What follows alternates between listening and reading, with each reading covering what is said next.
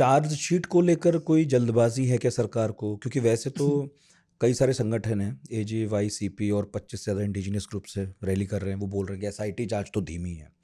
तो सरकार ये भी महसूस कर रही है कि जो भी हो जैसा हो, लेकिन चार्जशीट तो एटलीस्ट जल्दी हो जाए।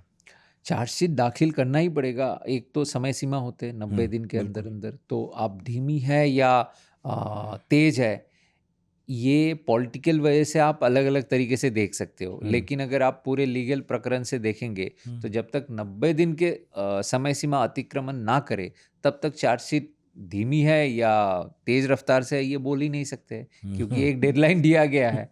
वो डेडलाइन से अगर पहले चार्जशीट दाखिल हो जाए तो सही है, और अगर एक्सटेंशन मांगे तो आप कह सकते हो कि ये तो धीमी हो गई। धीमी हो गई। और अब इतने सारे बातें इसमें घुस गए हैं तो बहुत तेज़ रफ्तार से जा भी नहीं सकते अगर चार्जशीट कमज़ोर पड़ गया। क्योंकि एक आप देखेंगे कि बहुत सारे केसेस में ये होता है, आनन फानन में पुलिस चार्जशीट तो दाखिल कर देते लेकिन कोर्ट में वो बस वो केस 3-4 फिर जो दिन भी है। टिक नहीं सकते। हाँ। तो अब इस केस में तो इलेक्शन निर्भर है, तो चार्जशीट भी उतना ही ताकतवर होना पड़ेगा।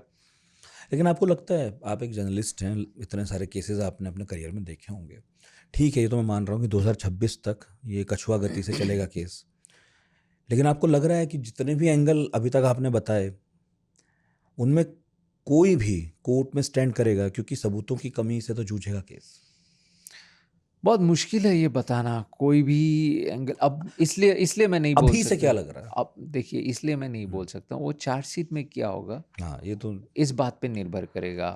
अब वो बहुत सारे एंगल ढूंढ रहे हैं, तो आत्महत्या से लेके हत्या तक और जब हर फाइनेंशियल मैं आपको इरेगुलरिटीज। रोक के बोल रहा हूँ, लेकिन जब हर पक्ष ये चाहता हो कि ये हत्या साजिश, ऐसा कुछ ही निकले इसमें, हर पक्ष इधर वाला हो या उधर वाला, कोई ये कहने को तैयार नहीं है।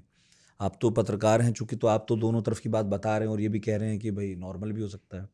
आपके अलावा सिर्फ सिंगापुर कह रहा है कि नॉर्मल है। नहीं, मैंने नॉर्मल एबनॉर्मल कुछ नहीं कहा। मैंने हाँ। सिर्फ ये कहा हाँ कि कि सिंगापुर कह प्रारंभिक रहा है कि प्रारंभिक जो नॉर्मल है। रिपोर्ट आए थे सिंगापुर से, उन्होंने कहा डेथ बाय ड्राउनिंग हाँ और नो फाउल प्ले।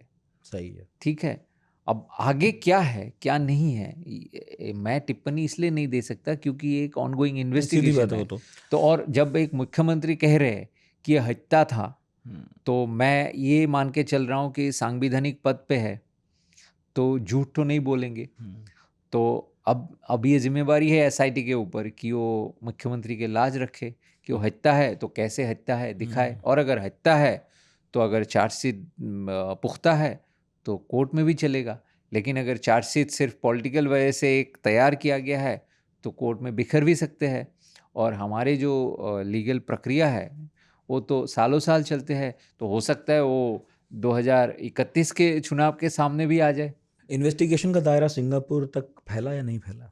गए थे एसआईटी के मेंबर, सिंगापुर गए थे क्योंकि लोगों ने ये शुरू कर दिया। आपको आपको एक्चुअली आजकल सुबह उठ के अगर आपको असमीज आता तो आपको सोशल मीडिया में आना चाहिए।